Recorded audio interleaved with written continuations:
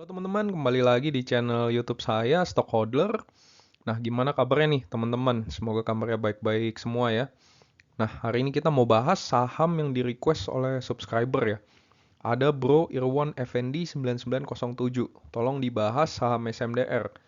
Ada juga Yopi Suwanto 486. Bahas SMDR dong bang. Nah, jadi thank you yang udah request. Nah, saham SMDR ini saham yang sangat fenomenal ya. Di tahun 2020 sampai 2022. Karena berhasil mencetak kinerja yang luar biasa sekali. Saya juga sempat hold ya dulu sahamnya. Nah, sekarang ini pun masih banyak nih yang bertanya-tanya, gimana sih prospek SMDR ke depannya? Karena memang di tahun 2023 ini tantangannya cukup berat ya untuk holder SMDR karena harga sahamnya sudah turun banyak sekali. Walaupun baru-baru ini ada juga kenaikan lagi ya dari sisi freight akibat konflik geopolitik di Laut Merah. Oke, tanpa berlama-lama lagi kita bahas aja nih saham SMDR. Teman-teman, sebelum mulai kita disclaimer dulu ya sebentar. Video ini bukan ajakan membeli, menjual, atau hold saham-saham tertentu, melainkan hanya sekedar sharing analisa fundamental suatu saham. Keputusan investasi 100% ada di tangan masing-masing investor. Pertama-tama kita masuk ke profil perusahaannya dulu ya. Eh, Tentang SMDR, Samudra adalah pelopor dalam industri pelayaran Indonesia dengan menyediakan layanan shipping, ports, dan logistik yang terintegrasi dengan jaringan luas di seluruh Nusantara. Nah, jadi Samudra Indonesia ini adalah perusahaan logistik terintegrasi ya. Mereka punya semuanya gitu, dari kapal kontainer, tanker, angkutan darat, bahkan sampai dermaga, pelabuhan, gudang, sampai di depan pintu ya. Jadi dari hulu ke hilir nih. Samudra Indonesia ini berdiri tahun 1964, artinya sudah kurang lebih 60 tahun, dan didirikan oleh Sudarpo Sastro Satomo. Nah, Pak Sudarpo ini sendiri punya julukan yang terkenal ya, yaitu Raja Kapal. Bahkan di tahun 2006 beliau ini masuk dalam daftar 40 orang terkaya di Indonesia versi Forbes. Nah, kemudian SMDR ini IPO di tahun 1999. Nah, visi dari Samudra Indonesia adalah menghubungkan Indonesia atau Connecting Indonesia. Misinya adalah turut berperan serta dalam menciptakan lapangan kerja dan membangun kompetensi sumber daya manusia di Indonesia. Kemudian senantiasa memastikan pertumbuhan bisnis yang berkelanjutan, seraya memberikan nilai tambah bagi pemegang sahamnya. Kemudian berkontribusi positif terhadap pertumbuhan ekonomi Indonesia dengan memberikan solusi logistik yang efisien. Menyediakan layanan jasa transportasi untuk memenuhi kebutuhan distribusi barang dari dan ke seluruh penjuru Indonesia. Di sini ada nilai juga menjunjung tinggi integritas dan profesionalisme dan moto sabar, tabah, tekun, iman. Nah, next kita masuk ke lini bisnis dari Samudra Indonesia. Lini bisnis dari Samudra Indonesia ini terdiri dari 5 lini bisnis ya. Yang pertama, Samudra Shipping ini mencakup pelayaran peti kemas melalui Samudra Shipping Line atau SSL yang juga IPO di Bursa Singapura ya. Mereka juga punya bisnis tanker, bulk, dan offshore carrier. Ini untuk mengangkut LNG, penunjang kegiatan offshore, tambang, dan minyak. Kemudian ada juga pengelolaan kapal, pengelolaan kru, dan keagenan. Nah, yang kedua ada Samudra Logistik. Jadi mereka juga menyediakan jasa pengangkutan dari pelabuhan ke gudang tujuan. Juga ada depo peti kemas, ada layanan pergudangan, logistik pihak ketiga, proyek logistik, dan cold chain logistik. Nah, yang ketiga mereka juga menjadi operator pelabuhan nih dan terminal ya. Ada 3 pelabuhan yang dioperasikan SMDR, yaitu Dermaga Serbaguna Nusantara, Dermaga 208 Tanjung Priuk, dan Dermaga 303, 305, Terminal 3 Tanjung Priuk, serta TPK Palaran yang terletak di Samarinda, Kalimantan Timur. Nah, yang keempat, Samudra Property itu lebih ke pengelolaan aset properti milik perusahaan ya. Nah, kalau teman-teman ada yang suka lewat Sleepy, itu ada gedung Samudra Indonesia. Saya rasa mungkin itu salah satu properti kelolaan gedung yang dimiliki oleh SMDR. Dan yang terakhir ada Samudra Services. Nah, ini juga penunjang lini bisnis Samudra ya. Jadi overall memang bisnis SMDR ini sangat terintegrasi ya teman-teman. Bisa dibilang dari hulu ke hilir layanan mereka itu bisa diakses lewat lini bisnisnya. Kemudian kita masuk ke kepemilikan saham dan struktur organisasi ya. PT Samudra Indonesia Tangguh ini menjadi pengendali dengan kepemilikan 57,98%. Kemudian PT Ngrumat Bondo Utomo atau NBU memegang porsi sebesar 15,19%. Dan 26,83% sisanya itu dimiliki oleh masyarakat. Nah, jadi PT Samudra Indonesia Tangguh ini adalah pengendali dari SMDR ya. PT Samudra Indonesia Tangguh ini dikendalikan oleh PT Ngrumat Bondo Utomo atau NBU. Namun NBU juga punya kepemilikan langsung di Samudra Indonesia. Pemegang saham dari NBU ini adalah Santi L. Puspo Sucipto, Ratna Juwita Hatma, dan Chandra Leika Masli Mulia yang memegang masing-masing 33,33% kepemilikan. Jadi dibagi tiga rata ya. FYI mereka bertiga ini adalah anak dari pendiri SMDR sendiri yaitu Sudarpo Sastro Satomo. Nah kalau teman-teman lihat lambang dari NBU itu kan segitiga ya karena memang ini diwariskan ke ketiga anaknya ini. Kemudian next kita masuk ke struktur organisasi. Dari Dewan Direksi, direktur utamanya pasti teman-teman juga udah pada tahu ya, karena namanya sering sekali nih muncul di pengumuman bursa. Jadi memang Pak Bani Maulana Mulia ini sering sekali membeli saham SMDR, bahkan rutin ya, sehingga sering muncul di pengumuman bursa. FYI, Pak Bani ini adalah generasi ketiga alias cucu dari Sudarpo Sastro Satomo. Kemudian ada Direktur Human Capital, Tara Hidayat, Direktur Keuangan, Ridwan Hamid, Direktur Kepatuhan juga sering muncul namanya ya, Farida Helianti Sastro Satomo. Dari Dewan Komisaris ada Windarta Wibowo, Zafar Dines Idam, Santi L. Puspo Sucipto, ini merupakan anak dari pendiri SMDR, dan Masli Mulia, ini menantunya ya. Dan ada Ken Narotama Hidayatullah. Nah, jadi memang dari struktur komisaris dan juga direksi ini didominasi oleh keluarga dari pendirinya ya. Nah, next saya tertarik untuk flashback dulu ya ke masa jayanya SMDR yaitu di tahun 2020 sampai 2022. Jadi SMDR ini pada tahun 2020 sampai 2022 mengalami lonjakan kinerja yang luar biasa. Penyebabnya kenapa? Penyebabnya itu COVID-19 ya. COVID-19 yang menyebabkan terjadinya kelangkaan kontainer. Di bulan Maret 2020 terjadi lockdown hampir di semua negara di dunia. Akibat dari lockdown ini, semua aktivitas itu dibatasi ya teman-teman, termasuk aktivitas pelabuhan. Nah, kita tahu aktivitas ekspor-impor itu kan sangat penting ya, karena menyangkut kebutuhan masyarakat luas. Nah, karena adanya lockdown ini mengakibatkan jumlah orang yang bekerja di pelabuhan itu juga sedikit sekali, sehingga penanganan kargo jadi lambat sekali. Yang kedua, aktivitas bisnis juga kan tutup ya, lockdown menyebabkan gudang tujuan kargo juga tutup. Nah, akibatnya apa? Akibatnya kontainer banyak yang tertahan di pelabuhan. Nah, karena aktivitas banyak dibatasi, banyak shipping line juga mengurangi operasi kapalnya untuk meng-cut cost. Nah, jadi dari Maret hingga Juli 2020, semua kegiatan di seluruh dunia itu dibatasi ya. Kemudian di bulan Agustus 2020, tanpa disangka-sangka China ini mulai pulih dari COVID, di saat negara lain masih berjibaku. Sehingga Agustus 2020 kegiatan ekonomi China ini recover dengan cepat sekali ya. Apalagi ditambah dengan adanya stimulus dari pemerintah China sehingga aktivitas produksi waktu itu sangat masif sekali di China. Sehingga ekspor China itu luar biasa besar dan volume ekspor itu meningkat gila-gilaan. Diperparah lagi 1 Oktober adalah hari libur nasional China sehingga terjadi demand shock dari sisi ekspor. Apalagi kita tahu ya, negara lain yang sedang lockdown juga butuh produk manufaktur yang sangat besar. Sedangkan kita tahu dari negara tujuannya itu masih lockdown, sehingga kurang manpower untuk bongkar muat. Nah, bahkan bongkar muat yang biasanya 1-2 hari menjadi bisa sampai 2 minggu. Sedangkan demand dari ekspor ini terus melonjak ya teman-teman. Akhirnya kapal yang biasanya pulang pergi nih bawa kontainer, sekarang hanya sekali jalan aja bawa kontainer. Kemudian balik lagi tanpa membawa kontainer. Kenapa? Karena butuh waktu 2 minggu untuk bongkar muatan. Sedangkan yang di Cina ini udah menunggu nih untuk diekspor. Alhasil banyak kontainer itu tertahan di negara tujuan ekspor, menyebabkan kontainer menjadi langka.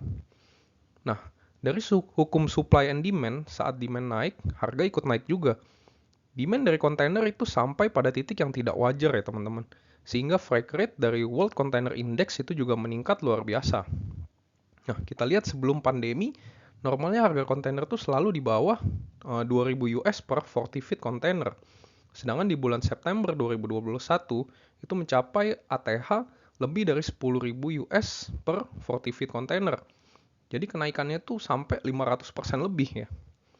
Nah, SMDR juga waktu itu mencetak kinerja yang luar biasa, sehingga sahamnya sampai menyentuh 3.800-an sebelum stock split ya teman-teman, atau 762 setelah stock split.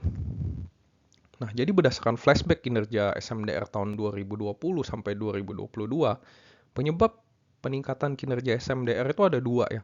Satu, container shortage yang menyebabkan demand shock dan diperparah dengan stimulus ekonomi pemerintah China sehingga manufaktur dan ekspor China itu meningkat luar biasa.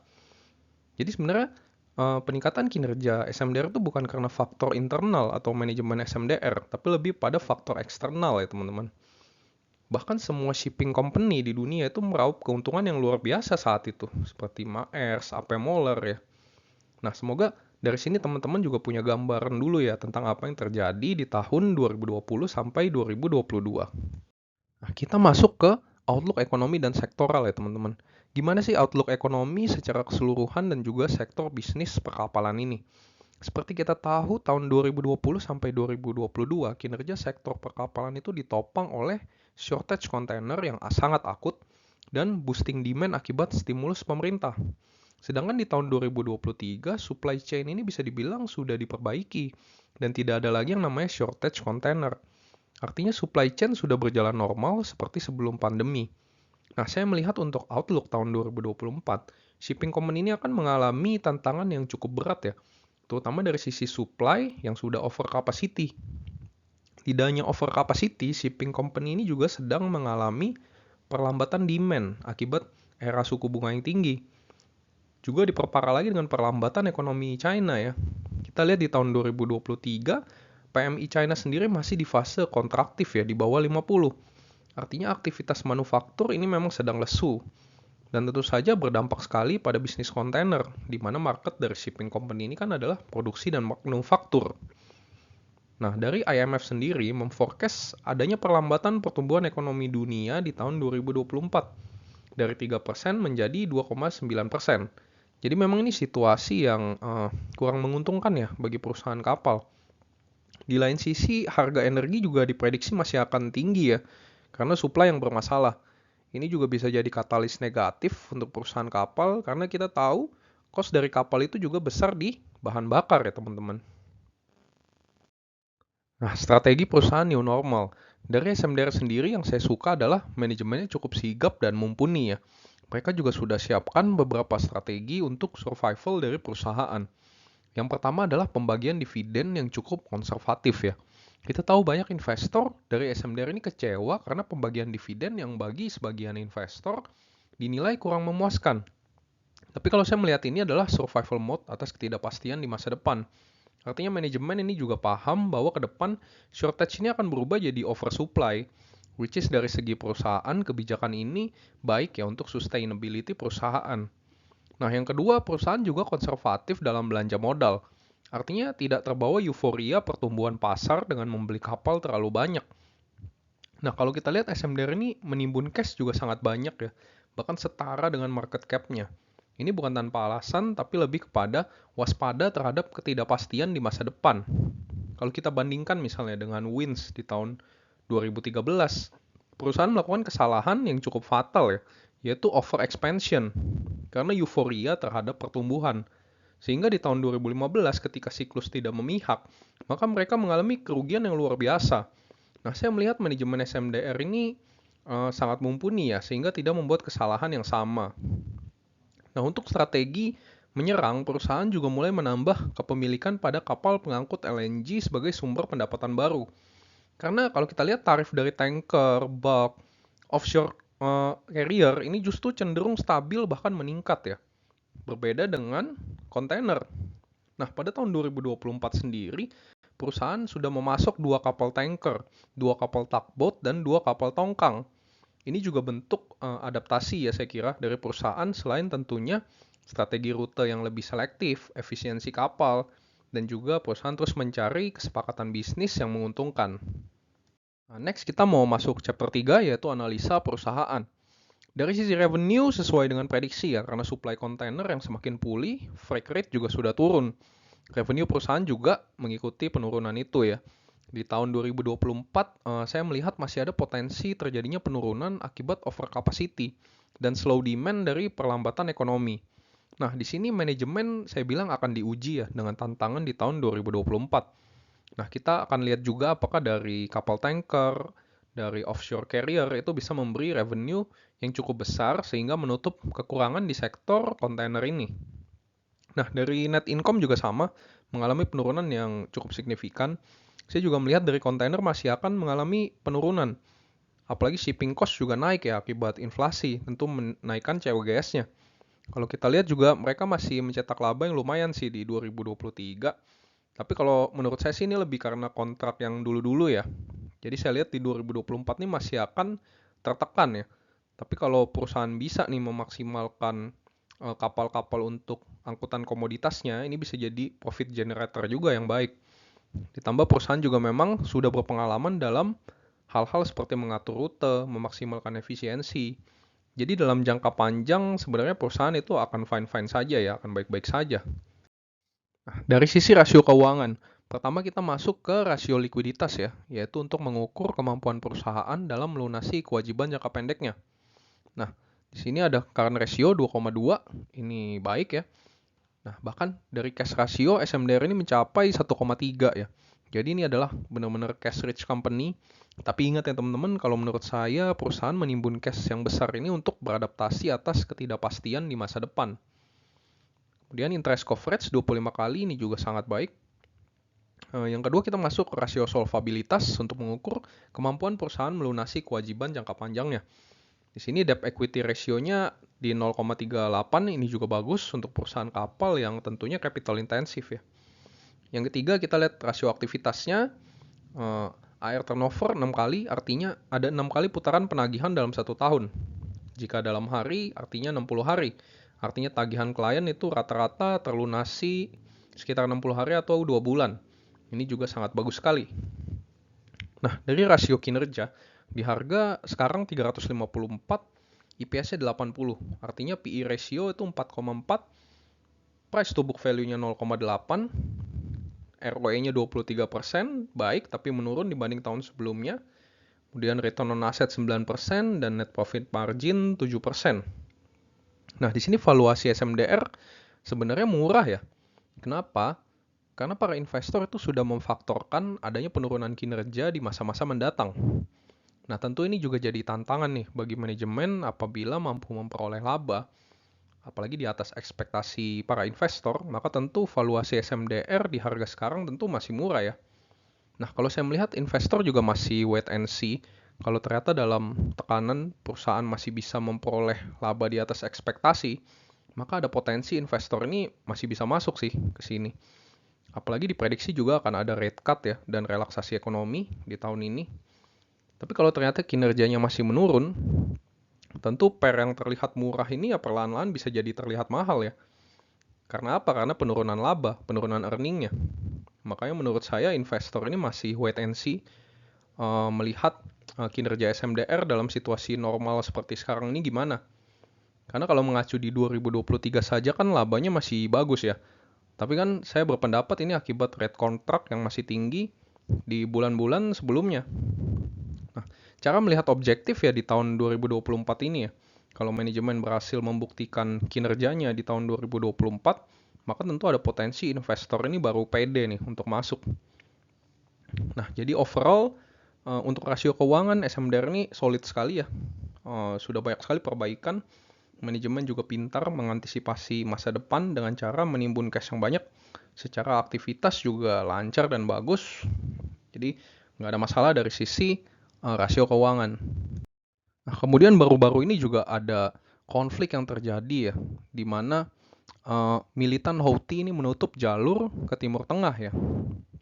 Hal ini mengakibatkan kapal tidak berani melewati Laut Merah dan lebih memilih untuk mengambil rute memutar yang tentu saja lebih jauh ya. Ini juga mengakibatkan kontainer tidak bisa sampai tepat waktu sehingga freight rate meningkat lagi. Nah, dari World Container Index, chart terakhir menunjukkan kenaikan shipping rate ini curam sekali ya. Dari USD 1.400 per 40 feet container menjadi 2.670 USD per 40 feet container. Tentu saja ini sebenarnya blessing in disguise ya buat SMDR. Kenaikan freight ini tentu menguntungkan buat shipping company, bukan hanya SMDR saja gitu. Tapi kita juga harus menilai bahwa situasi geopolitik ini sulit sekali untuk diprediksi. Kita nggak tahu apakah konflik ini akan mereda atau malah semakin bereskalasi. Ketidakpastian ini juga bisa jadi menyulitkan investor ya untuk menilai kinerja shipping company yang tadinya rate-nya sudah stabil, valuasinya sudah dihitung, ternyata karena konflik rate naik curam sekali. Jadi untuk menilai valuasi perusahaan juga jadi bias ya, jadi sulit.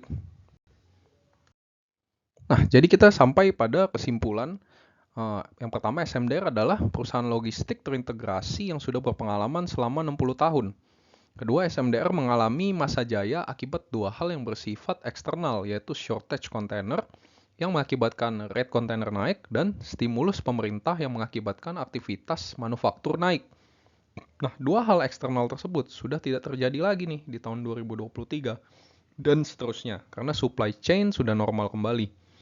Di tahun 2024, SMDR mengalami tantangan baru, yaitu container overcapacity, perlambatan ekonomi, inflasi, dan kenaikan bahan bakar. Nah, perusahaan juga mengantisipasi hal tersebut dengan cara menimbun cash, ekspansi yang konservatif, masuk ke sektor kapal tanker, bulk, dan offshore support, serta pemilihan rute yang selektif dan efisiensi.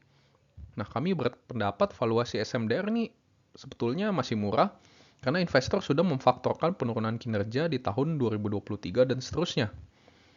Namun, kami juga berpendapat investor ini masih wait and see dan ingin melihat kinerja SMDR di era new normal itu seperti apa. Nah, mengenai konflik geopolitik, kami menilai situasi ini sulit sekali diprediksi. Ini juga menyulitkan untuk memvaluasi perusahaan ya. Apalagi rate container naik dengan curam sekali. Begitu, jadi agak sulit untuk memvaluasi perusahaan karena ada bias di situ. Nah, demikian pembahasan dari saham SMDR.